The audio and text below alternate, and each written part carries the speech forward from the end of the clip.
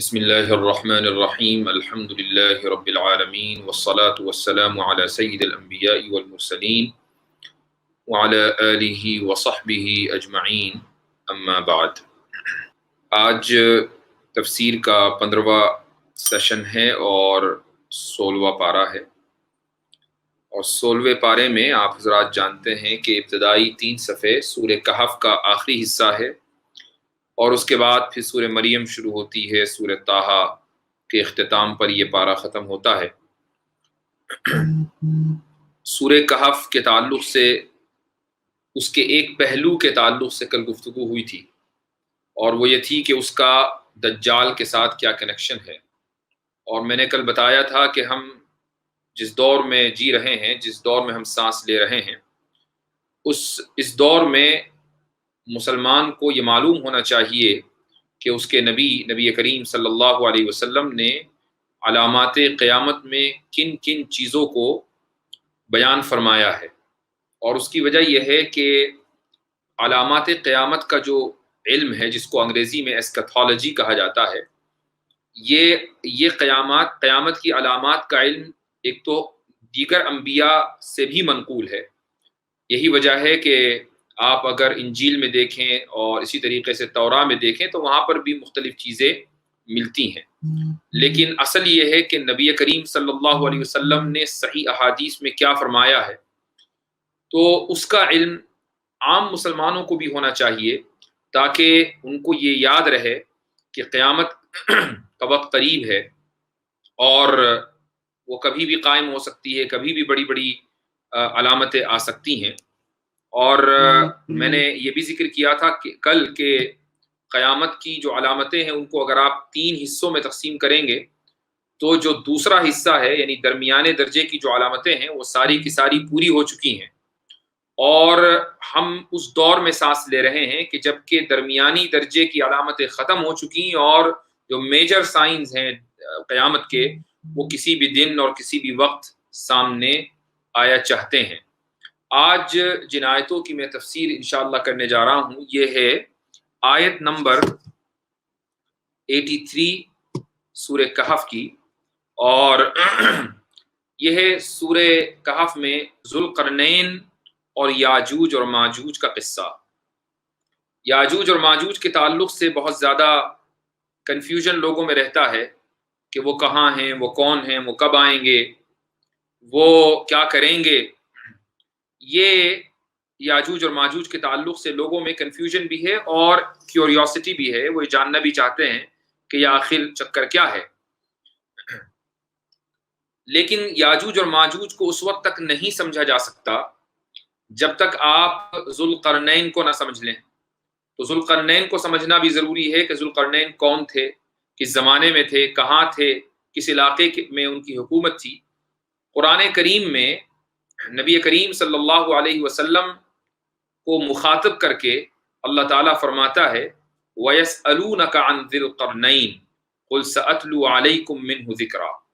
یہودیوں نے جو چند سوالات نبی کریم صلی اللہ علیہ وسلم سے امتحان کے طور پر پوچھے تھے، ان میں ایک سوال ذوالقرنین سے متعلق بھی تھا، اور یہ علم اس کو تو ہو سکتا ہے کہ جس کو یہودیت اور یہودی مذہب کے بارے میں معلومات ہو، ظاہر ہے کہ یہودیوں کو ہوگی، لیکن ان کے ذہن میں چونکہ یہ تھا کہ محمد صلی اللہ علیہ وسلم کوئی سچے رسول تو ہے نہیں یہودیوں کے مطابق، تو وہ اس طریقے سے سوالات کرتے تھے کہ لا محالہ یہ ہمارے پاس ہی آئیں گے، ہمارے پاس آئیں گے پوچھنے کے لیے، تو ہمیں پتہ چل جائے گا کہ یہ سچے نبی نہیں ہیں، اور اگر ہمارے پاس نہیں آئیں گے تو صحیح جواب نہیں دے پائیں گے۔ اچھا، یہودیوں کا جو ذوالقرنین سے تعلق ہے وہ یہ ہے کہ ایک زمانے میں ایک بہت بڑا بادشاہ گزرا ہے جو فارس کے علاقے میں تھا، جس کو آج کل ہم ایران بولتے ہیں۔ اس بادشاہ کا نام تھا بخت نصر۔ بخت نصر اس کو اردو، عربی اور فارسی میں کہتے ہیں، اور اس کو انگریزی میں بنینشوڈینزر کہا جاتا ہے۔ تو بنینشوڈینزر اور یا بخت نصر، چاہے آپ جو بھی تلفظ کریں، میرے خیال سے بخت نصر زیادہ آسان تلفظ ہے۔ تو اس نے یہودیوں کو فلسطین کے علاقے سے گرفتار کیا، اور ہزاروں کی تعداد میں یہودیوں کو وہ غلام بنا کر ایران لے آیا، تو ذوالقرنین کا ان کے اوپر احسان یہ تھا کہ ذوالقرنین نے ان کو وہاں سے آزاد کرایا اور اس کے بعد پھر فلسطین میں ان کو آباد کیا۔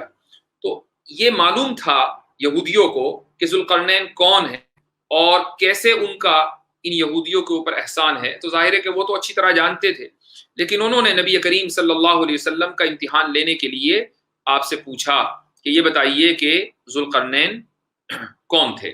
تو اللہ تعالیٰ فرماتے ہیں کہ وَيَسْأَلُونَكَ عَنْ ذِي الْقَرْنَيْنِ، اور یہ لوگ تم سے ذوالقرنین کے بارے میں پوچھتے ہیں، قل کہہ دو کہ سَأَتْلُو عَلَيْكُم مِّنْهُ ذِكْرًا، کہ میں ان کا کچھ حال تمہیں پڑھ کر سناتا ہوں۔ کیا مطلب؟ یعنی سب چیزیں مکمل ہسٹری میں نہیں بتاؤں گا، لیکن یہ کہ میں کچھ حال جو اہم اہم چیزیں ہیں وہ میں تم کو بتاؤں گا، جو ضروری چیزیں ہیں وہ میں تم کو بتا رہا ہوں۔ اچھا، اب یہ دیکھیے کہ ذوالقرنین، سب سے پہلے اس کو سمجھ لیجئے کہ ذوالقرنین کون تھے؟ کیا محض ایک اچھے بادشاہ تھے، یا وہ اللہ کے نبی تھے؟ یا وہ اللہ کے نبی تھے؟ دونوں باتیں اس تعلق سے ملتی ہیں، اور وہ اس طریقے سے کہ مفسرین میں، علماء میں بہت مشہور نام ہیں، ان میں ایک نام ہے شیخ الاسلام ابن تیمیہ رحمۃ اللہ علیہ کا، اسی طریقے سے ان کے شاگرد ہیں ابن کثیر، ان کی بھی مشہور تفسیر ہے تفسیر ابن کثیر۔ ان دونوں حضرات نے یہ کہا ہے کہ ذوالقرنین صرف عام ایک مسلمان بادشاہ نہیں تھے، بلکہ وہ اللہ کے نبی تھے۔ لیکن ایک بڑی تعداد مفسرین کی یہ کہتی ہے کہ ذوالقرنین ایک مسلمان اور انصاف پسند بادشاہ تھے، وہ خود اللہ کے نبی نہیں تھے، اور ان کو ذوالقرنین کو تاریخ کی کتابوں میں کچھ لوگوں نے، مثلا امام رازی ایک بہت مشہور مفسر گزرے ہیں، انہوں نے یہ ثابت کرنے کی کوشش کی ہے کہ ذوالقرنین دراصل الیگزینڈر تھے، حالانکہ یہ بات غلط ہے۔ ذوالقرنین الیگزینڈر نہیں تھے۔ الیگزینڈر نے جو بھی بڑا حملہ کیا ہے پوری دنیا میں، جگہ جگہ اس نے حملہ کیا، اور ایسٹ میں وہ ٹیکسلا پاکستان میں، اور اسی طریقے سے جہلم کا علاقہ پاکستان میں آج موجود ہے، وہاں تک وہ آیا ہے، اور اسی طریقے سے، اور یہ آیا میکڈونیا سے۔ میکڈونیا جو ہے وہ آج یونان کے اوپر ہے اور سربیا کا حصہ ہے۔ اگر آپ ورلڈ میپ پہ دیکھیں تو سربیا کا ایک علاقہ میکڈونیا ہے، وہاں کا یہ الیگزینڈر تھا، اور یہ یونانی جو حکومت تھی یہ دراصل اس کا حصہ تھا۔ اس کے وزیر کا نام ہے ارسطو۔ ارسطو بہت مشہور فلاسفر گزرا ہے، جس کو ہم انگریزی میں ایرسٹاٹل کہتے ہیں۔ تو بہرحال یہ الیگزینڈر جو یہاں تک آیا، امام رازی کا خیال یہ ہے کہ ذوالقرنین یہی تھا، لیکن یہ خیال غلط ہے۔ اس کی وجہ یہ ہے کہ الیگزینڈر مشرک تھا، وہ بت پرست تھا، اور ذوالقرنین کی اللہ تعالیٰ نے تعریف کی ہے، ذوالقرنین کے بارے میں یہ طے ہے کہ ذوالقرنین مسلمان تھے۔ تو امام رازی کو جو اشتباہ ہوا، جو ان کو کنفیوژن ہوا، وہ یہ کہ الیگزینڈر کی پوری ہسٹری شاید ان کے سامنے نہیں رہی ہوگی۔ بہرحال یہ ایک قول ہے جو غلط ہے۔ اس لیے مؤرخین اور مفسرین کی ایک بڑی تعداد یہ کہتی ہے کہ ذوالقرنین کا جو نام ہے ہسٹری میں، ہسٹوریکل نیم ہے، وہ ہے سائرس۔ سائرس، اچھا، یہ سائرس کون تھے؟ یہ حضرت عیسیٰ علیہ السلام سے کوئی تقریباً 500 سال پہلے، یعنی آج سے 2500 سال پہلے یہ بادشاہ گزرے ہیں، اور انہوں نے ایک جو بڑا کارنامہ انجام دیا وہ یہ کہ انہوں نے دو بڑی بڑی بادشاہتوں کو ملا کر ایک کیا ہے۔ وہ دو بڑی بادشاہتیں کون تھیں؟ ایک تو پرشین امپائر، اور دوسرے ایک بادشاہ، ایک سیولائزیشن ہے، تہذیب ہے، جس کو آپ کہتے ہیں میڈیا سیولائزیشن۔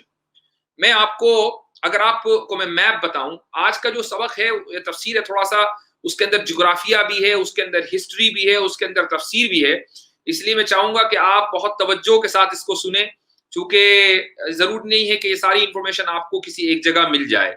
یہ مطلب میں یہ نہیں کہہ رہا ہوں کہ یہ صرف میرے ہی پاس آپ کو ملے گی، ایسا نہیں ہے، لیکن بہرحال یہ کہ جو چیز آسانی سے مل جائے تو اس کی قدر بھی کر لینی چاہیے کبھی کبھی، تو اس لیے آپ اس کو توجہ سے سنیں۔ ہو سکتا ہے کچھ لوگوں کے لیے خشک ہو، لیکن قرآن کریم کو سمجھنے کے لیے، خصوصاً جب قرآن کریم کسی واقعے کو بیان کرتا ہے اور اسی طریقے سے کسی بادشاہ کے بارے میں ذکر کرتا ہے، اور وہ اتنا بڑا واقعہ ہو، یاجوج ماجوج جیسا واقعہ کہ جس کی پوری تمام مسلمان جس کے بارے میں گفتگو کرتے ہیں، تو پھر یہ بیان کرنا پڑے گا کہ جغرافیائی اعتبار سے کیا حیثیت ہے، تاریخی اعتبار سے کیا حیثیت ہے، اور پھر تفسیری اعتبار سے کیا حیثیت ہے، اور حدیثوں کے اندر کیا آیا ہے۔ جب آپ ان ساری چیزوں کو لے کر چلیں گے تو تبھی آپ کے سامنے پکچر کلیئر ہو پائے گی۔ تو اس لیے میں چاہوں گا کہ آپ تھوڑا توجہ سے سنیے۔ تو آج کے دور میں اگر آپ میپ دیکھیں گے، بلکہ میں آپ کے سامنے میپ لے کر آتا ہوں، وہ زیادہ بہتر ہے، اس سے آپ کو اندازہ ہوگا کہ کیا بات ہو رہی ہے۔ آپ کے سامنے میں ورلڈ میپ لے کر آتا ہوں انشاءاللہ۔ یہ دیکھیے ورلڈ میپ آپ کے سامنے آ گیا۔ اس میں آپ دیکھیں، ابھی کافی چھوٹا ہے، لیکن اس میں آپ یہ دیکھیے کہ جہاں ایران ہے، ایران ہی دراصل پرشین امپائر، جہاں پرشین سویلائزیشن تھی، اس کے برابر میں عراق ہے۔ عراق دراصل میڈیا سویلائزیشن ہے، اور سائرس نے یہ کیا کہ ایران اور عراق، ان دونوں کی جو سویلائزیشنز تھی، ان دونوں کو ایک کر کے ایک عظیم الشان مملکت سائرس نے بنائی۔ اس کے بعد اگر آپ عراق کے آگے چلیں گے، اچھا عراق سے مراد صرف آج کا عراق نہیں ہے، بلکہ سیریا بھی اس میں شامل ہے، جس کو ہم میڈیا سویلائزیشن کہتے ہیں۔ اس کے آپ آگے چلیں گے تو ٹرکی آ جاتا ہے۔ یہ جو ٹرکی ہے یہ لیڈیا سویلائزیشن ہے، میڈیا سویلائزیشن اور اس کے برابر میں لیڈیا سویلائزیشن، جس کو آج ہم ٹرکی کہتے ہیں۔ ٹرکی میں بالکل آپ آخر میں چلے جائیں گے تو استنبول ہے۔ استنبول جو ہے وہ اناٹولیا سویلائزیشن کا کیپٹل تھا، جو آج یہ سارا کا سارا علاقہ ترکی ہے۔ اچھا، ترکی کے اوپر آپ دیکھ رہے ہوں گے پانی کا بہت بڑا علاقہ ہے، یہ دراصل بلیک سی ہے، اور بلیک سی کے اوپر آپ دیکھیں گے یورپ ہے اور یوکرین ہے، اور آپ اس کے دائیں طرف دیکھیں گے یعنی ایسٹ میں بلیک سی میں، تو وہاں پر جارجیا ہے، آذربائیجان ہے، اور اس کے اوپر رشیا ہے۔ یہ پورا آپ کے سامنے اس وقت ورلڈ میپ ہے۔ تو اب اس میں آپ دیکھیے کہ سائرس کا جو کردار ہے وہ یہ کہ انہوں نے میڈیا سویلائزیشن اور پرشین سویلائزیشن دونوں کو ملا کر ایک عظیم الشان حکومت انہوں نے قائم کی تھی۔ جب انہوں نے یہ حکومت قائم کی تو یہ جو لیڈیا سویلائزیشن ہے، جو آج ترکی ہے، وہاں ان لوگوں کو پریشانی ہوئی کہ یار یہ اتنی بڑی سویلائزیشن بن گئی ہے، یہ تو ہم کو کھا جائیں گے۔ بعض مرتبہ ایسا ہوتا ہے کہ حسد کی وجہ سے لوگ اپنی مصیبت خود بلا لیتے ہیں۔ تو انہوں نے یعنی اس لیڈیا سویلائزیشن کا جو بادشاہ تھا، اس نے سائرس کے ملک کے اوپر حملہ کیا اور ان کے ایک شہر کو اپنے قبضے میں لے لیا۔ اس کے جواب میں حملہ کرنے کے لیے اور اپنے شہر کو واپس لینے کے لیے اور لیڈیا سویلائزیشن کو سبق سکھانے کے لیے سائرس یعنی ذوالقرنین نے ویسٹ کا سفر کیا ہے۔ قرآن کریم نے 3 سفر ذوالقرنین کے ذکر کیے ہیں۔ ایک سفر ہے پہلا ویسٹ کا، دوسرا سفر ہے ایسٹ کا، اور تیسرا سفر ہے نارتھ کا یعنی شمال کا۔ آج ہمیں سمجھنا یہ ہے کہ وہ کہاں کہاں گئے ہیں۔ قرآن میں بہت سے لوگ صرف ترجمے کو دیکھ لیتے ہیں اور ترجمے کی بنیاد پر یہ سمجھتے ہیں کہ شاید ذوالقرنین دنیا کے آخری کونے پر جو ویسٹ میں ہے اور دنیا کے آخری کونے پر جو ایسٹ میں ہے، اور اسی طریقے سے ایک سفر انہوں نے نارتھ کا کیا ہے۔ اس طرح انہوں نے 3 اسفار کیے ہیں، حالانکہ ایسا نہیں ہے۔ اب آپ جو ہے اس کو قرآن کریم کی جو آیت ہے اس کو دیکھیے۔ اللہ تعالیٰ فرماتا ہے کہ یسألونک عن ذی القرنین، کہ یہ لوگ آپ سے پوچھتے ہیں ذوالقرنین کے بارے میں، تو آج ہم ان کا کچھ ذکر کرتے ہیں۔ کیا ذکر ہے؟ آیت نمبر 84، انا مکننا لہ فی الارض وآتیناہ من کل شیء سببا۔ واقعہ یہ ہے کہ ہم نے ان کو زمین میں اقتدار بخشا تھا۔ ظاہر ہے کہ اقتدار تو بہت سارے لوگوں کو اللہ تعالیٰ نے دیا ہے، آج بھی بہت سے لوگوں کو اقتدار ہے، لیکن اس اقتدار میں ایسی کیا خاص بات ہے کہ جس کا اللہ نے تذکرہ کیا ہے؟ وہ خاص بات یہی ہے کہ ذوالقرنین یعنی سائرس نے 2 عظیم مملکتوں کو ملا کر ایک عظیم الشان مملکت قائم کر لی تھی۔ تاریخ میں 4 ہی بادشاہ ایسے گزرے ہیں کہ جن کی حکومت تقریباً دنیا کے اکثر حصے میں رہی ہے اور بڑے لمبے عرصے تک رہی ہے۔ تو ان میں ایک ذوالقرنین بھی ہے، اس لیے ان کی بادشاہت کا خصوصی اللہ تعالیٰ نے ذکر کیا ہے۔ اگر وہ ان 2 سویلائزیشن یعنی پرشین اور میڈیا سویلائزیشن کو ملا کر ایک نہ کرتے تو پھر قرآن کریم کو یہ بات ذکر کرنے کی ضرورت نہیں تھی۔ قرآن کریم نے یہ ذکر کیا ہی اسی لیے چونکہ اتنی 2 بڑی بڑی سویلائزیشن ایک جگہ جمع ہو گئی اور ایک بہت عظیم الشان حکومت بن گئی۔ وآتیناہ من کل شیء سببا، اور انہیں ہر کام کے ہم نے وسائل عطا کیے، تمام ریسورسز ہم نے ان کے لیے آسان کر دی. فاتبع سببا، جس کے نتیجے میں وہ ایک راستے کے پیچھے چل پڑے. یہ راستہ کدھر جا رہا تھا؟ یہ جا رہا تھا ویسٹ میں. اب اگر آپ ایران اور عراق کو دیکھیں میپ میں اور وہاں سے ویسٹ کی طرف چلیں تو آپ کے سیریا آئے گا، اس کے بعد ترکی آئے گا. تو ترکی کی طرف یہ ہے ویسٹ. اللہ تعالیٰ فرماتا ہے حتی اذا بلغ مغرب الشمس وجدها تغرب في عین حمیئة ووجد عندها قوما قلنا یا ذا القرنین اما ان تعذب واما ان تتخذ فیہم حسنا. اب یہ جو آیت ہے اس کو سمجھیے. بہت سے لوگ اس کا ترجمہ محض لفظی کر دیتے ہیں اور یہ کہتے ہیں یہاں تک کہ جب وہ سورج کے ڈوبنے کی جگہ پہنچے. اب سورج کے ڈوبنے کی جگہ کیا ہے؟ لوگ کہتے ہیں کہ بھئی جو دنیا کا آخری کنارہ تھا وہاں پہنچ گئے. یہ آخری کنارہ کیا تھا نہیں پتا، لیکن حقیقت یہ ہے، یعنی میں یہ نہیں کہہ رہا ہوں کسی کو نہیں پتا، لیکن ایک بڑی تعداد مفسرین کی یہ کہتی ہے کہ یہ اننیسیسری ڈیٹیلز ہیں، حالانکہ میں یہ سمجھتا ہوں کہ یہ بہت امپورٹنٹ ڈیٹیل ہے. اس سے یہ پتہ چلے گا کہ یاجوج اور ماجوج کی لوکیشن کیا ہے. تو حضرت ذوالقرنین یعنی سائرس وہ مغرب الشمس یعنی سورج کے ڈوبنے کی سمت پہنچے ہیں. سورج کے ڈوبنے کی جگہ نہیں پہنچ سکتے آپ، سورج کے ڈوبنے کی سمت یعنی ویسٹ میں پہنچے ہیں. اور وہاں انہوں نے سورج کو ایک گدلے دلدل جیسے پانی میں ڈوبتے ہوئے دیکھا. یہاں رک کر میں ایک چیز بتاؤں کہ بہت سے غیر مسلموں کو اس آیت کے اوپر بڑا اعتراض ہوتا ہے. کہتا ہے کہ دیکھو قرآن کریم کے اندر کس طرح کی الٹی سیدھی العیاذ باللہ باتیں لکھی ہوئی ہیں، بتاؤ سورج بھی کسی گدلے پانی کے اندر ڈوبا کرتا ہے کہیں؟ تو وہ اس آیت کے اوپر یہ اعتراض کرتے ہیں. حالانکہ اس کا جواب خود اسی ترجمے میں ہے، اور وہ یہ ہے کہ وجدہ ذوالقرنین کو لگا ایسا کہ وہ گدلے پانی میں ڈوب رہا ہے. اللہ تعالیٰ ذوالقرنین کے اس احساس کو بیان کر رہے ہیں جو ان کو اس وقت لگا جب وہ سورج کو ڈوبتے ہوئے دیکھ رہے تھے. اللہ نے یہ نہیں بیان کیا کہ سورج گدلے پانی میں ڈوبا کرتا ہے. ظاہر ہے کہ ایسا ہوتا تو غلط ہوتا، لیکن ایسا ہے نہیں. کیا ہے کہ ذوالقرنین کو لگا. آپ جب سمندر کے ساحل پہ کھڑے ہوتے ہیں تو آپ کو لگتا ہے کہ سورج پانی کے اندر سمندر میں ڈوب رہا ہے، تو وہ آپ کو لگتا ہے، لیکن ایسا ہے نہیں. تو ایسے ہی ذوالقرنین کو بھی لگا. اب ذوالقرنین کس جگہ پہنچے تھے کہ جہاں ان کو لگا کہ سورج گدلے پانی میں ڈوب رہا ہے؟ آپ کے سامنے میں دوبارہ پھر وہی نقشہ لے کر آتا ہوں، ورلڈ میپ، اور اس میں آپ کو ایک چیز دکھاتا ہوں میں.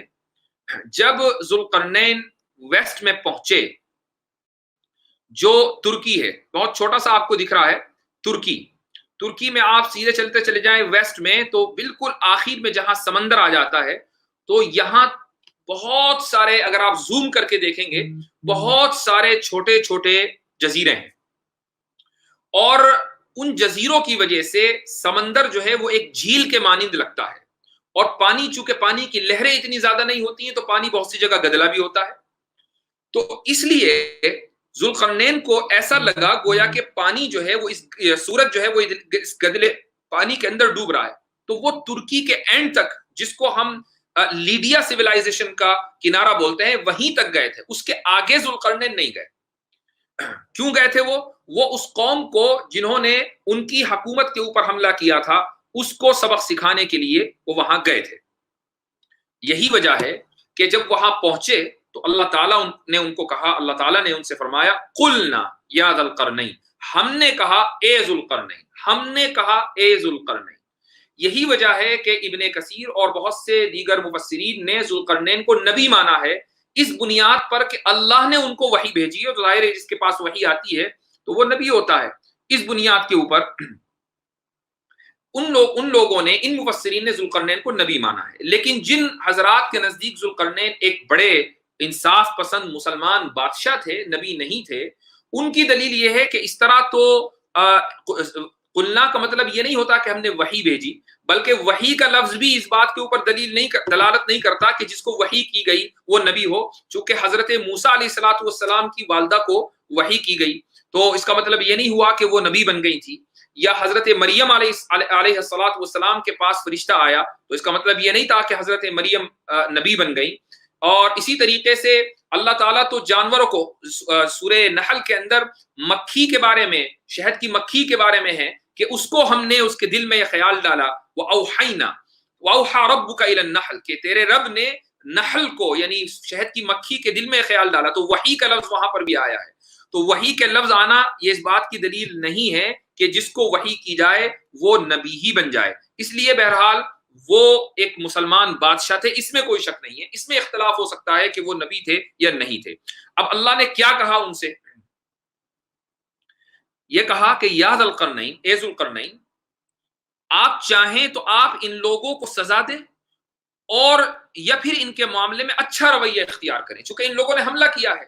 لیڈین سیولائزیشن نے ذوالقرنین یعنی سائرس کے اوپر حملہ کیا تھا، تو اب سائرس کو اختیار دیا اللہ نے، آپ چاہیں تو ان کو بدلہ دیں، ان کو سزا دیں، اور چاہیں تو ان کو اوپر احسان کر کے چھوڑ دیں۔ یہ پہلا سفر ہوا ان کا ویسٹ کا۔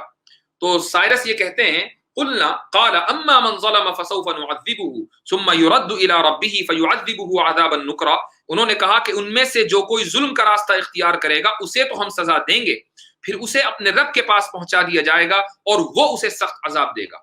یعنی جس نے ظلم کیا اس کو ہم سزا دیں گے، جو ظلم میں شریک نہیں تھا یعنی حملے میں شریک نہیں تھا اس کو ہم کچھ نہیں کہیں گے۔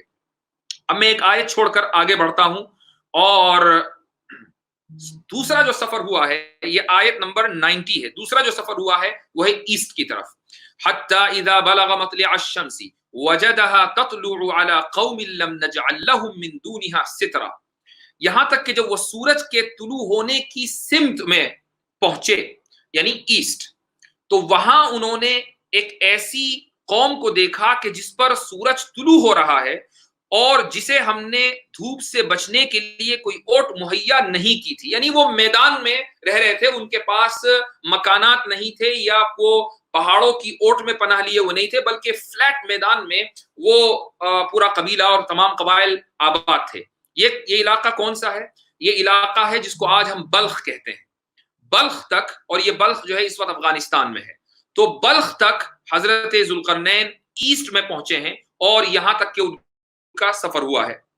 یہاں پر ان لوگوں نے ایسے لوگوں کو دیکھا کہ جن کے پاس دنیا کے کوئی وسائل نہیں تھے، سورج کی تپش سے چھپنے کے لیے مکانات نہیں تھے یا اسی طریقے سے ٹینٹ نہیں تھے، بلکہ وہ میدان کے اندر پڑے ہوئے تھے۔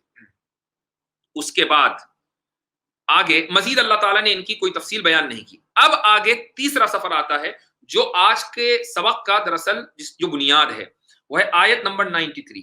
حتی اذا بلغ بین السدین وجد من دونہما قوما لا یکادون یفقہون قولا، یہاں تک کہ جب وہ دو پہاڑوں کے درمیان پہنچے۔ اب یہ تیسرا سفر ہے، یہ سفر ان کا ہوا ہے نارتھ میں، پہلا سفر ویسٹ میں ہوا، پھر اس کے بعد ایسٹ میں ہوا، اب یہ سفر ہو رہا ہے ان کا نارتھ میں۔ یہاں تک کہ جب وہ دو پہاڑوں کے درمیان پہنچے تو انہوں نے ان پہاڑوں سے پہلے انہیں کچھ لوگ ملے جن کے بارے میں ایسا لگتا تھا کہ وہ کوئی بات نہیں سمجھتے۔ وجد من دونہما قوما لا یکادون یفقہون قولا، یعنی ان کی زبان الگ تھی، ذوالقرنین کی زبان الگ تھی، اور زبانوں کی الگ ہونے کی وجہ سے ایک دوسرے کی بات وہ نہیں سمجھ پا رہے تھے۔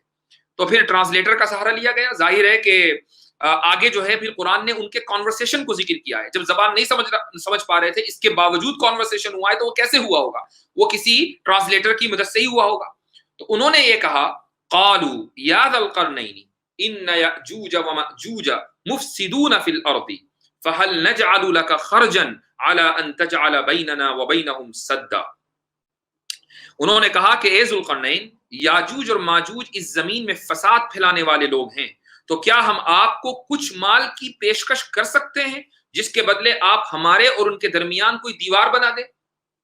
تو ایسی وہ کیسی دیوار ہوگی کہ جس سے یاجوج اور ماجوج سارے کے سارے ان کو ایک طرف روکا جا سکتا تھا؟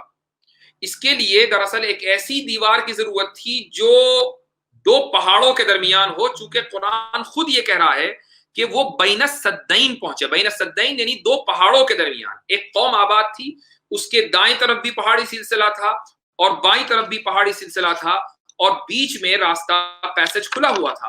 تو یہیں سے یاجوج ماجوج آتے تھے اور قوموں کو، اس قوم کو لوٹ کر لے جاتے تھے۔ تو اس قوم نے یا حضرت ذوالقرنین سے یہ درخواست کی کہ ہم آپ کو پیسے دے دیں گے، ہم آپ کو ٹیکس دے دیں گے، آپ یہاں پر ایک دیوار بنا دیجئے تاکہ یہ علاقہ پورا کا پورا محفوظ ہو جائے۔ پہاڑ اتنے اونچے اونچے ہیں کہ وہ پہاڑوں کے اوپر چڑھ نہیں سکتے، جب دیوار بن جائے گی تو دیوار بھی ان کو بلاک کرے گی، اس طریقے سے ہم محفوظ ہو جائیں گے۔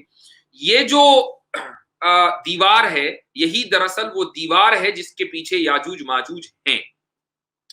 اب یہاں دو چیزیں سمجھنے کی ہیں. سب سے پہلی بات تو یہ ذوالقرنین کے بارے میں ہمیں پتہ چل گیا کہ وہ کون تھے, یہ پتہ چل گیا کہ ان کا زمانہ کیا تھا, یہ پتہ چل گیا کہ انہوں نے کون کون سے سفر کیے ہیں, ویسٹ میں کون سا کیا, ایسٹ میں کون سا کیا, نارتھ میں کدھر کیا, یہ ابھی باقی ہے. اور یہ اس لیے باقی ہے کہ ہمیں یہ سمجھنا ہے کہ یاجوج ماجوج کون ہے.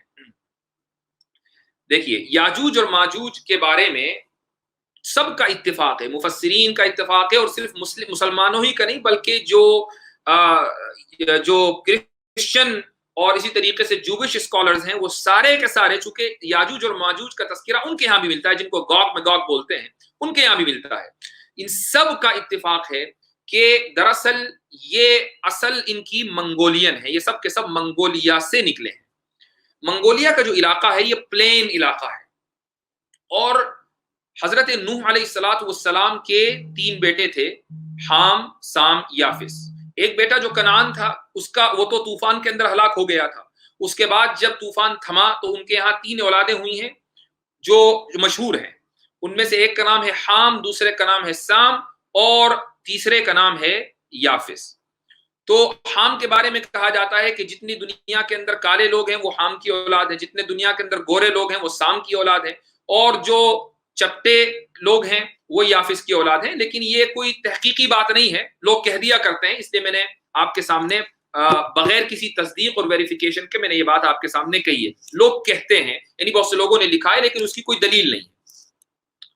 بہرحال ان لوگوں نے بہت ساری ہجرتیں کی ہیں تاریخ میں, یہاں تک کہ ان کا جو ابتدائی جو ہجرت ہوئی ہے یعنی منگولینز کی, وہ جب ساؤتھ میں ہوئی تو یہ لوگ پنجاب کے علاقے میں آئے ہیں, اور اسی طریقے سے اس کی ایک شاخ ایران کی طرف گئی ہے, اور انہوں نے اپنے آپ کو آرین کہا ہے. یہ آرین دراصل وہی ہیں جو منگولیا سے جو قبائل نکلے تھے. جب یہ لوگ انڈیا میں پنجاب میں پہنچے تو انہوں نے اپنے اس تشخص کو اور اپنی اس آئیڈینٹی کو باقی رکھا اور اپنے آپ کو آریہ ورت کہلایا. یہ وہی لوگ ہیں جو اوپر سے آئے ہیں یعنی منگولیا سے.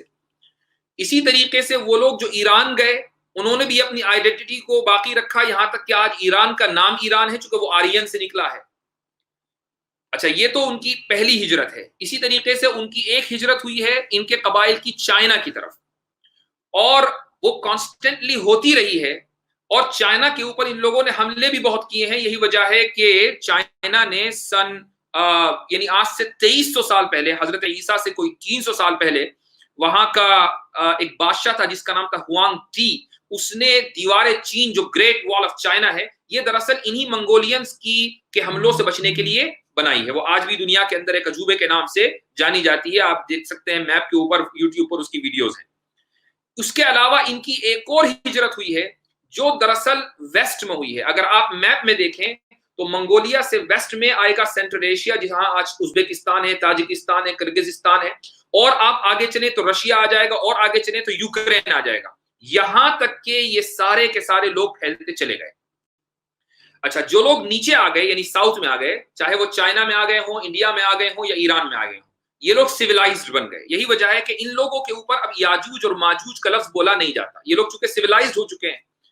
لیکن جو لوگ ویسٹ میں گئے یعنی سینٹرل ایشیا اور اس سے آگے جو لوگ گئے, رشیا اور یوکرین کا جو پورا علاقہ ہے جو بلیک سی کے اوپر ہے, بلیک سی کا ایک کنارہ ترکی میں ہے آج, اور دوسرا کنارہ یوکرین اور رشیا سے ملتا ہے. تو یہ جو رشیا اور یوکرین کا جو پورا علاقہ ہے یہ پورا کا پورا وہ ہے کہ جہاں منگولینز نے ایک بڑی تعداد میں ہجرت کی ہے. اور آپ ہسٹری اگر اٹھا کے دیکھیں تو حضرت عیسیٰ علیہ السلام سے 1000 سال پہلے کا جو پورا پیریڈ ہے یہ دراصل ان لوگوں کے حملوں سے بھرا پڑا ہے کہ وہ لوگ ساؤتھ میں اترتے تھے, جو میڈین سیولائزیشن ہے, پرشین سیولائزیشن ہے, وہاں اترتے تھے. آج کا جو عراق اور ایران اور شام ہے یہاں اترتے تھے, اور یہاں آ کر بڑے پیمانے کے اوپر تباہی پھیلا دیا کرتے تھے. اب جب سائرس آئے, اور سائرس کس سن میں آئے, میں نے بتایا کہ 2500 سال پہلے آئے, تو یہ جو لوگ تھے جو اوپر رشیا سے نیچے اترتے تھے, اور یہ منگولینز تھے دراصل جنہوں نے ہجرت کی تھی, تو 500 سال تک کے یہ لوگ تباہی پھیلاتے رہے. اب جب سائرس آئے تو سائرس کے سامنے یہ مسئلہ تھا کہ ان کی تباہی سے ملک کو کیسے بچایا جائے. لہٰذا ان کے لیے یہ ضروری تھا کہ وہ یا تو ان کے اوپر حملہ کریں یا ان کو روک دیں.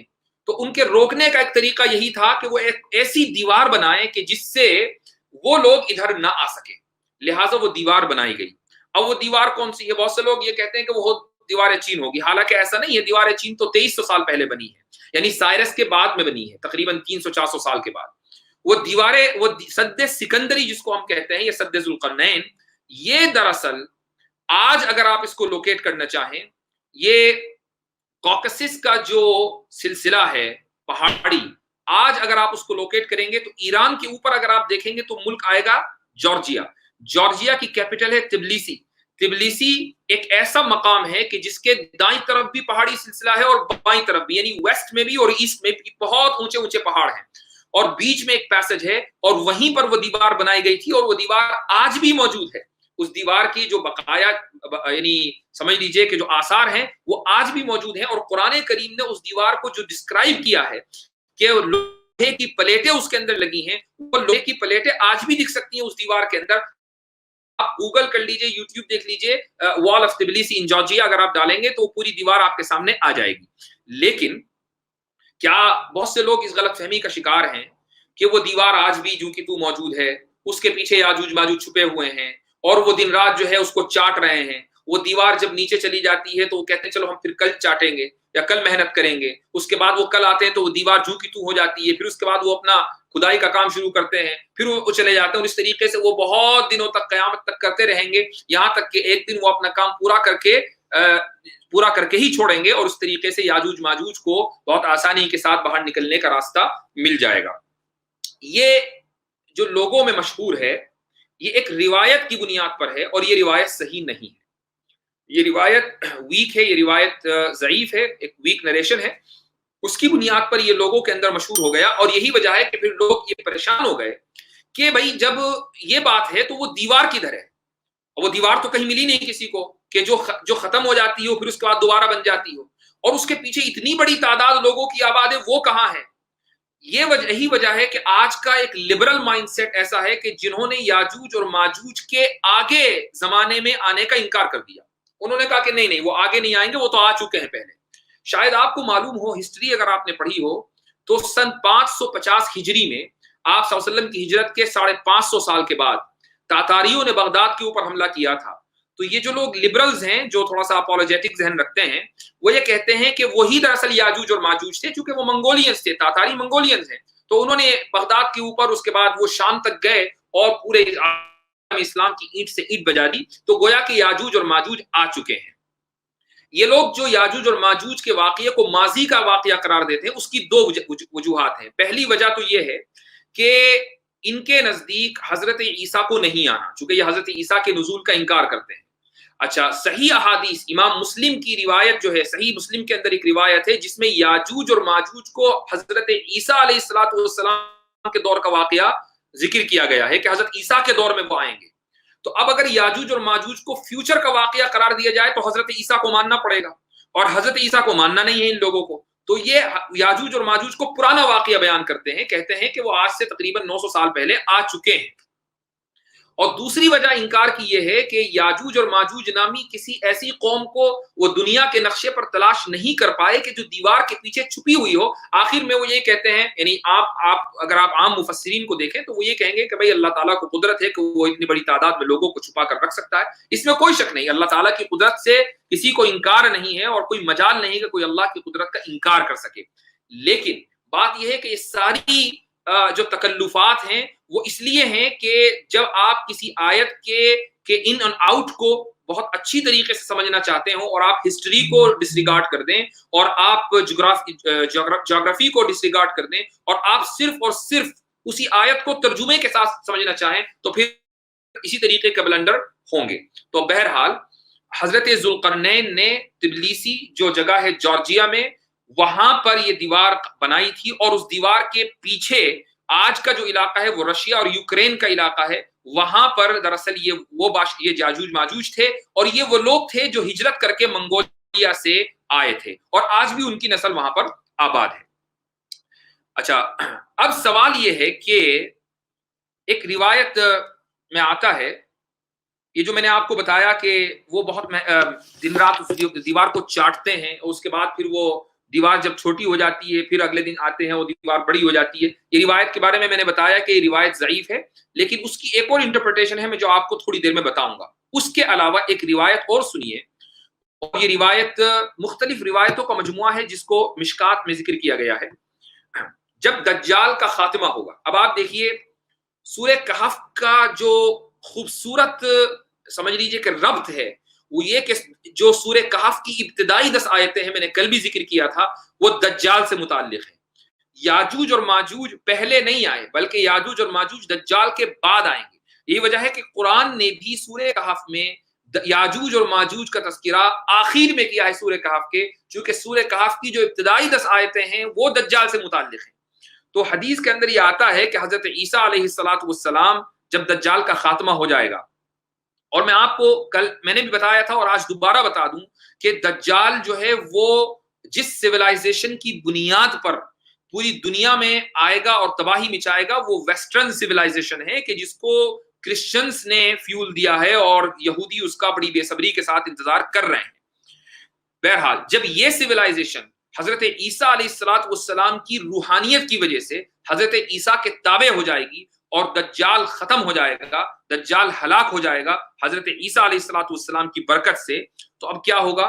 روایت میں آتا ہے کہ دجال کے خاتمے کے بعد، میں روایت کا ترجمہ آپ کو پڑھ کر سنا رہا ہوں، کہ دجال کے خاتمے کے بعد حضرت عیسیٰ اسی حال میں ہوں گے کہ اچانک اللہ تعالیٰ کی طرف سے ان کے پاس یہ وحی آئے گی، یعنی یہ خیال ان کے یہ آئے گا. وحی تو ظاہر ہے کہ اس کا سلسلہ بند ہو گیا ہے. وحی کا مطلب یہ ہے کہ ان کو یہ بتایا جائے گا کہ میں نے ایسے بندے پیدا کیے ہیں جن سے لڑنے کی قدرت و طاقت کوئی نہیں رکھتا، تم میرے بندوں کو جمع کر کے کوہ طور کی طرف لے جاؤ اور ان کی حفاظت کرو. تو حضرت عیسیٰ علیہ السلام اپنے جو قریبی ان کے لوگ ہوں گے ان کو، اور وہ کئی چند سو نہیں ہوں گے بلکہ وہ ہزاروں لاکھوں میں ہو سکتے ہیں، ان سب کو لے کر کوہ طور کے علاقے میں چلے جائیں گے. اور کوہ طور ایجپٹ میں ہے، تو ایجپٹ کا جو پورا علاقہ ہے کوہ طور کے قریب کا جس کو وادی سینا بولا جاتا ہے، اس علاقے کے اندر حضرت عیسیٰ علیہ السلام اپنے آپ کو اور اپنے لوگوں کو محصور کر لیں گے. اس کے بعد کیا ہوگا؟ پھر اللہ تعالیٰ یاجوج اور ماجوج کو ظاہر کرے گا جو ہر بلند زمین کو پھلانگتے ہوئے اتریں گے اور دوڑیں گے. ان کی تعداد اتنی زیادہ ہوگی جب ان کی سب سے پہلی جماعت بحر تبریہ لیک جو ہے وہ اس وقت اسرائیل میں ہے، جو دراصل فلسطین ہے، تو فلسطین کے علاقے میں ہے. تو جب ان کی پہلی جماعت بحر تبریہ سے گزرے گی تو اس کا سارا پانی پی جائے گی. جب اس جماعت کے بعد آنے والی جماعت وہاں سے گزرے گی تو بحر تبریہ کو خالی دیکھ کر کہے گی کہ اس میں بھی کچھ پانی تھا. یہ جو پانی ہے اس سے مراد دراصل یہ ایک استعارہ ہے، صرف بحر تبریہ ہی کا پانی مراد نہیں. یہ استعارہ یعنی میٹافوریکل لینگویج ہے. اس سے مراد ہے کہ دنیا کے وسائل کے اوپر ان لوگوں کا قبضہ ہو چکا ہوگا، اور وہ جو وسائل ہیں ان میں پانی ایک بہت بنیادی چیز ہے. آپ نے شاید یہ بات سنی ہوگی کہ جو تیسری جنگ عظیم ہے وہ پانی کے اوپر ہونے والی ہے. تو پانی کی اتنی اہمیت آگے چل کر ہونے والی ہے پانی کی قلت کی وجہ سے اور آبادی بڑھنے کی وجہ سے. تو پانی جو ہے وہ دنیا کے اندر بہت کم ہو جائے گا، اس لیے اس کی اہمیت بہت بڑھ جائے گی. یہی وجہ ہے کہ نبی کریم صلی اللہ علیہ وسلم نے اپنے حدیث میں بحر تبریہ یعنی تبریہ لیک کا ذکر کیا ہے. لیک کا، جھیل کا پانی میٹھا ہوتا ہے، سمندر کا پانی میٹھا نہیں ہوتا، وہ پینے لائق نہیں ہوتا. تو لیک یعنی دریا کے پانی کا ذکر کیا ہے. آگے دیکھیے اس میں اللہ فرماتے ہیں اس کے بعد یاجوج ماجوج آگے بڑھیں گے یہاں تک کہ جبل خمر تک پہنچ جائیں گے جو بیت المقدس کا ایک پہاڑ ہے، اور ظلم و غارت گری، اذیت و رسانی اور لوگوں کو پکڑنے قید کرنے میں مشغول ہو جائیں گے. یہ حدیث کا میں خلاصہ آپ کو بیان کر رہا ہوں. اور پھر کہیں گے کہ ہم نے زمین والوں کو ختم کر دیا، چلو آسمان والوں کا خاتمہ کریں. اب یہ ایک بہت اہم جملہ ہے، یہ تمام رازوں سے پردہ اٹھانے والا جملہ ہے. یہ لوگ کیا کہیں گے یاجوج اور ماجوج؟ زمین والوں کو تو ہم نے نمٹا دیا، چلو اب ہم آسمان والے کو نمٹاتے ہیں. یہ آسمان والا کون ہے؟ ظاہر ہے کہ یہ خدا کے بارے میں بیان کر رہے ہیں. اب مجھے بتائیے کہ چاہے مسلمان ہوں، چاہے ہندو ہوں، چاہے کرسچنز ہوں، چاہے یہودی ہوں، یا دنیا میں کوئی بھی مذہب کے ماننے والے ہوں، جب آپ ان سے یہ کہیں اوپر والا، تو ان کی جو طاقت ہے یا قدرت ہے یا سمجھ لیجیے ان کا جو اعتقاد ہے، عقیدت ہے، بس وہ وہیں اس کی آنکھیں نچھاور ہو جاتی ہیں. اپنی عقیدت کی آنکھیں وہ نچھاور کر دیتے ہیں. یعنی اوپر والے کے اوپر سب کا ایمان ہے، چاہے وہ اس کا نام کچھ بھی رکھیں، اس کو کچھ لوگ ایشور کہتے ہیں، پرمیشور کہتے ہیں، مسلمانوں کے یہاں اللہ کہا جاتا ہے، عیسائیوں کے یہاں گاڈ کہا جاتا ہے، لیکن کوئی بھی اس کی شان میں گستاخی نہیں کرتا، یعنی اوپر والا کہہ کر کوئی بھی اس کی شان میں گستاخی نہیں کرتا۔ اس کی شان میں گستاخی وہ کرتا ہے جو اوپر والے کو نہ مانتا، لہٰذا یہ ماننا پڑے گا کہ یاجوج اور ماجوج اوپر والے کو نہیں مانیں گے۔ یہی وجہ ہے کہ وہ یہ کہیں گے کہ چلو زمین والوں کو تو نمٹا دیا، اب دیکھتے ہیں اوپر کون ہے، اوپر والے کو بھی نمٹاتے ہیں۔ تو یہ مذہب پسند اور مذہب پرست کوئی بھی شخص ہوگا وہ کبھی بھی یہ اسٹیٹمنٹ نہیں دے سکتا، لہٰذا یہ اسٹیٹمنٹ نہ تو یہودیوں کی طرف سے آئے گا، نہ یہ عیسائیوں کی طرف سے آ سکتا، نہ یہ ہندوؤں کی طرف سے آ سکتا جو کہ مذہب پسند ہیں، اور نہ ہی کسی دوسری ایسی قوم کی طرف سے آ سکتا ہے جو کسی نہ کسی خدا کے اوپر یقین رکھتی ہو، ایک خدا پر یقین رکھتی ہو، 100 خدا پر یقین رکھتی ہو۔ یہ آئے گا تو اس کی طرف سے آئے گا جو بالکل کسی خدا پر یقین نہیں رکھتے۔ آج کے دور میں ہم ان کو کمیونسٹ بولتے ہیں جو کسی بھی خدا پر یقین نہیں رکھتے ہیں، اور اسی طریقے سے ہم ان کو ایتھیسٹ بھی بولتے ہیں۔ تو ایتھیسٹ اور کمیونسٹ میں زیادہ بڑا فرق نہیں ہے، خدا کے نہ ماننے میں دونوں برابر ہیں۔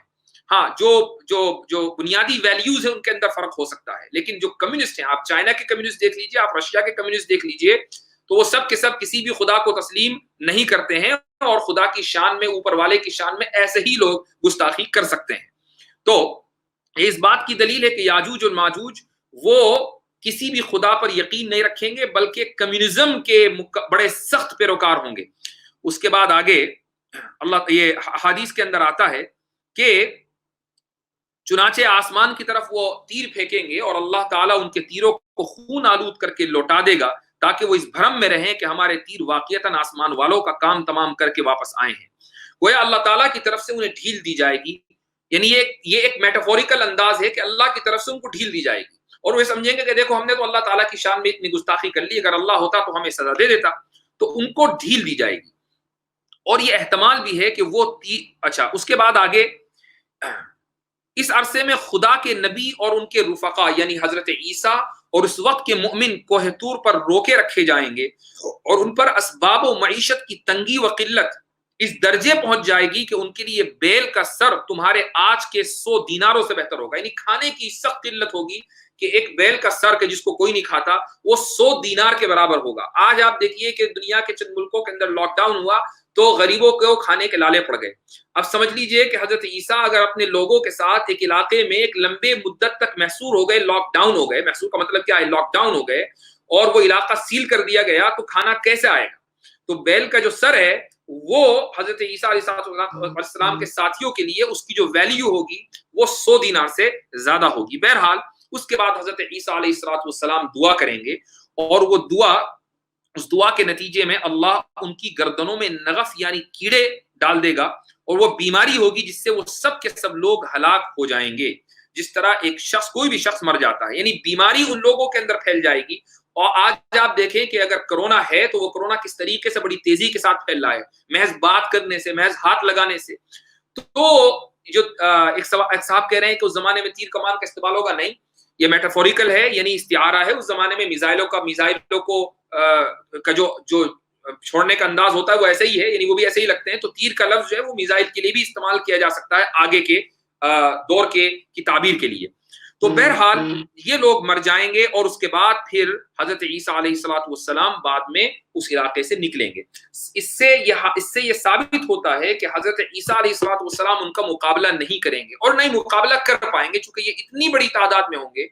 اور یہ لوگ، ان کے یہاں ایسا نہیں ہوگا کہ آپ نے دجال کے یہاں تو یہ ہوگا کہ اگر کسی شخص نے دجال کے ہاتھ پر ایمان قبول کر لیا تو وہ اپنی جان سے ہاتھ نہیں دھوئے گا، بلکہ وہ محفوظ رہے گا۔ یاجوج اور ماجوج کے زمانے میں یہ ہونا ہے کہ وہ جو ملے گا اس کو ماریں گے۔ ان کے یہاں اس سے کوئی بحث نہیں کہ ان کے کیمپ میں کون شامل ہوتا ہے اور کون شامل نہیں ہوتا، چونکہ ان کی کوئی آئیڈیالوجی نہیں ہے۔ ان کی آئیڈیالوجی یہ ہے کہ ہمیں سب کو مارنا ہے۔ اور جو کرولٹی اور جو وحشیت کمیونسٹ کے اندر ہوتی ہے، آپ سے روس نے اس علاقے میں جو آج ازبکستان، تاجکستان ہے، وہاں لوگوں کے اوپر حملہ کیا، اور کس طریقے سے بچوں کو، ماؤں کو، بہنوں کو انہوں نے مارا۔ اور آپ چائنا کے اندر دیکھ لیجئے کہ کس طریقے سے انہوں نے ظلم کیا اور آج کر رہے ہیں۔ تو کمیونسٹوں کے اندر ایک خاص بات یہ کہ بہت زیادہ کرول ہوتے ہیں اس پورے علاقے کے۔ تو یاجوج اور ماجوج بھی بہت زیادہ کرول ہوں گے، اور اپنی کرولٹی کی وجہ سے جو بھی ان کو سامنے دکھے گا وہ اس کو ماریں گے۔ اب یہ بات طے ہو گئی اس پوری تفصیل کے نتیجے میں کہ یاجوج اور ماجوج کہاں ہیں.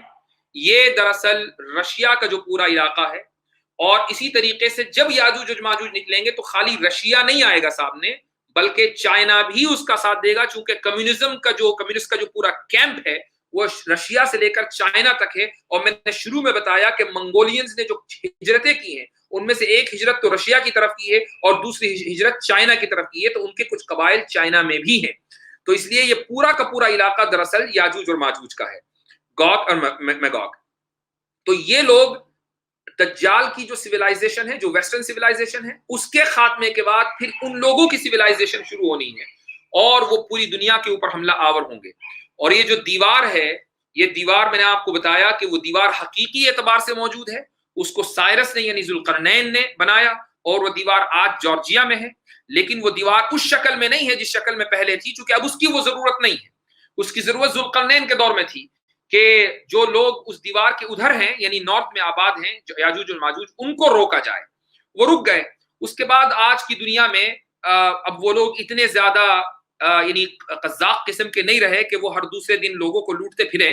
یہ الگ بات ہے کہ ان کی قزاقی عود کرائے گی، ایک دن وہ دوبارہ ان کے اندر جنم لے گی. تو بہرحال اب اس دیوار کی وہ ضرورت نہیں رہی، اس لیے وہ دیوار اب آج بھی آپ دیکھیں، اگر اس علاقے کے فوٹوز دیکھیں جو گوگل امیجز میں موجود ہیں تو آپ دیکھیں گے کہ وہ دیوار لوگوں کے گھروں کے اندر بھی شامل ہو گئی، بلڈنگوں کے اندر شامل ہو گئی، چونکہ وہ شہر کے درمیان سے جا رہی ہے، محلوں میں سے گزر رہی ہے. وہ کہیں اونچی ہے اور کہیں نیچی ہے، چونکہ اب پہاڑوں کے اوپر بھی آبادی چلی گئی ہے.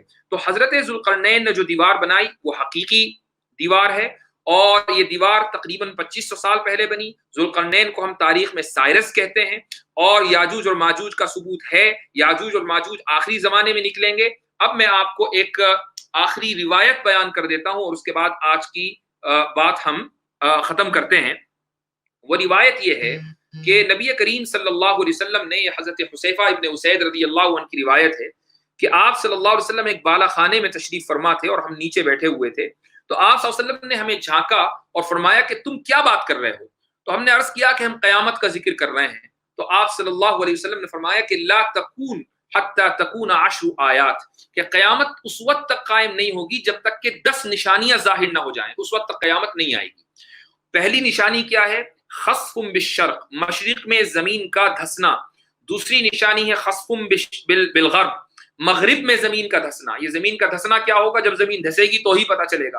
یہ اس کی مختلف انٹرپریٹیشنز اور تعبیرات ہو سکتی ہیں. تیسری نشانی خسف فی جزیرہ، جزیرہ عرب میں زمین کا دھسنا. چوتھی نشانی ہے الدخان، ایک بہت بڑا دھواں جو پوری دنیا کے اندر، یہ ایک دنیا کے ایک بہت بڑے علاقے کے اندر پھیل جائے گا. کچھ لوگ یہ کہتے ہیں کہ یہ پہلے ہو چکا ہے 2011 میں، اللہ عالم. پانچویں نشانی ہے دجال جس کا تذکرہ ہم نے کل کیا، اور چھٹی نشانی ہے دابۃ الارض یعنی زمین کا جانور.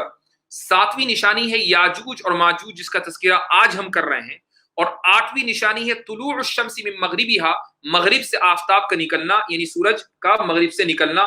یہ ہوگا جب پولر سوئچ ایک سائنٹیفک اصطلاح ہے، آپ اس کے بارے میں گوگل کر سکتے ہیں. یعنی جو نارتھ اینڈ ساؤتھ پولز ہیں وہ میگنیٹک فیلڈ کی وجہ سے وہ سوئچ کر جائیں گے. یہی وجہ ہے. سورج ایسا نہیں ہے کہ سورج جو ہے کہیں اور چلا جائے گا، سورج تو اپنی جگہ رہے گا، لیکن جو دنیا کے جو ساؤتھ اور نارتھ پولز ہیں وہ سوئچ کر جائیں گے. اور یہ آج اب اگر آپ سائنٹسٹ سے پوچھیں تو ان کا اندازہ یہ ہے کہ آج سے 1500 سال کے بعد، یعنی زمین کی جب انہوں نے اسٹڈی کی، ارتھ کی اسٹڈی کی، تو وہ اندازہ لگاتے ہیں کہ آج سے 1500 سال کے بعد یہ پولر سوئچ ہونا ہے. آپ اس کے بارے میں مزید تحقیق کر سکتے ہیں، آرٹیکلز بھرے پڑے ہیں، کوئی بھی چاہے وہ نکال کر پڑھ سکتا ہے. تو طلوع الشمس من مغربھا، میں یہ نہیں کہہ رہا ہوں کہ یہ 1500 سال ہی کے بعد ہوگا، ان کا ایک ایسٹیمیٹ ہے. اور نمبر 9 نار تخرج، لیکن بہرحال جب یہ ہوگا تو توبہ کے دروازے بند ہو جائیں گے. ونار تخرج من قعر عدن ترحل الناس، ایک آگ ہے جو عدن کے کنارے سے نکلے گی اور لوگوں کو ہکا کر لے جائے گی. اور ان میں ایک جو نشانی ہے وہ حضرت عیسیٰ علیہ السلام کا نزول ہے. یہ 10ویں نشانی ہے، لیکن یہ جو تمام چیزیں ہیں یہ ضروری نہیں کہ وہ اسی ترتیب سے آئیں جس ترتیب سے آپ صلی اللہ علیہ وسلم نے اس حدیث کے اندر ذکر فرمایا ہے. تو یاجوج اور ماجوج کا نکلنا برحق ہے. اور جو لوگ یہ کہتے ہیں کہ یہ آج سے 900 سال پہلے، 1000 سال پہلے تاتاریوں کے حملے کی شکل میں یہ واقعہ ہو گیا ہے، یہ دراصل غلط ہے اور صحیح احادیث کا انکار ہے. صحیح احادیث کا انکار ہے.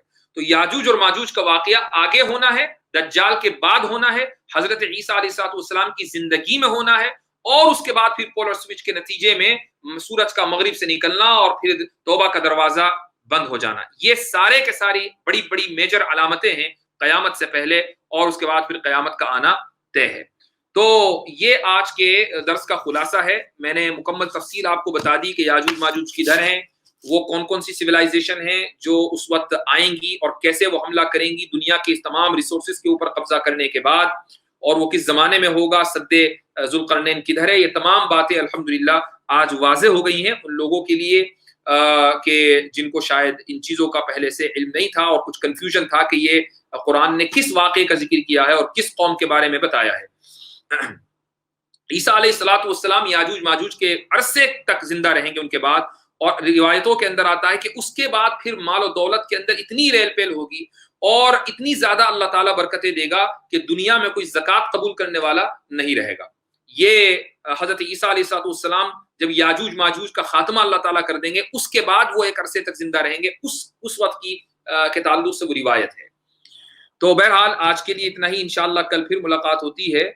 دعا ہے کہ اللہ تعالیٰ ہم سب کو دین کی صحیح سمجھ عطا فرمائے، اور قرآن اور سنت کا لفظ ضرور ذہن میں رکھیے گا، چونکہ آج کل یہ بڑا چکر چل رہا ہے کہ لوگ قرآنسٹ بنے پھر رہے ہیں، حالانکہ یہ قرآنسٹ جو ہے دراصل قرآن کی توہین ہے۔ قرآنسٹ وہی ہے جو سنت پہ چلے گا، جو سنت پہ نہیں چلتا وہ قرآنسٹ نہیں ہو سکتا، وہ اہل قرآن ہو ہی نہیں سکتا۔ اہل قرآن تو اللہ والے ہیں، شیطان والے اہل قرآن کو ہی ہو سکتے ہیں۔ تو اس لیے بہرحال اللہ تعالیٰ ہمیں قرآن اور سنت دونوں کے اوپر چلنے کی توفیق عطا فرمائے۔ جزاکم اللہ خیر الجزا، والسلام علیکم ورحمۃ اللہ وبرکاتہ۔